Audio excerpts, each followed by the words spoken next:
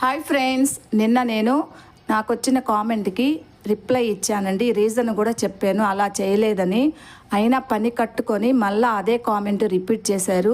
ఈ సోషల్ మీడియాలో నా ఛానల్ని నెగిటివ్గా స్ప్రెడ్ చేయాలని చూస్తున్నారు. ఇది మంచిది కాదు. కర్మ అనేది ఉంటుంది, అది తిరిగి మనకు రిటర్న్ వస్తుందని తెలుసుకోండి. ఈ విధంగా పక్క వాళ్ళని బాధ పెట్టడం మంచిది కాదండి. మీరేమన్నా మా ఇంటికి వచ్చి చూసారా? నేను రాముల వారిని కించపరిచే విధంగా ప్రవర్తిస్తున్నానా? ఎందుకండి అంత నెగిటివ్గా స్ప్రెడ్ చేస్తున్నారు?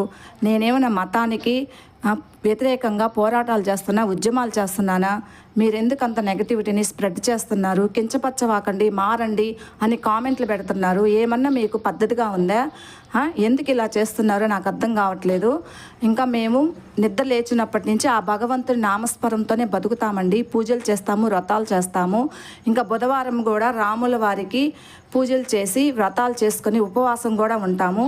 అలాంటి వారిని పట్టుకొని మీరు ఈ విధంగా మీరు భగవంతుని కించపరుస్తున్నారు, మారండి అని కామెంట్ పెట్టడం సబబు కాదండి. మనం ప్రజాస్వామ్యంలో ఉన్నాము. ఎవరి ఒపీనియన్ వాళ్ళది. మీకు ఒక దేవుడి మీద ఎక్కువ ఒపీనియన్ ఉండొచ్చు, ఒక దేవుడి మీద తక్కువ ఒపీనియన్ ఉండొచ్చు. అంత మాత్రం చేత మీ ఒపీనియన్ని పక్క వాళ్ళ మీద రుద్దవాకండి. ఇది మంచిది కాదు. దేవుడు అనేవాడు ఉన్నాడండి. ఇంకా ఈ విధంగా నెగటివిటీ స్ప్రెడ్ చేయడం మీకు సబబు కాదు. ఓకే ఫ్రెండ్స్, నేను ఇచ్చిన రిప్లై సబబా కాదా నాకు కామెంట్ చేయండి. అలాగే నా ఛానల్ని సబ్స్క్రైబ్ చేసుకోండి. Thank you friends. Bye. See you next video.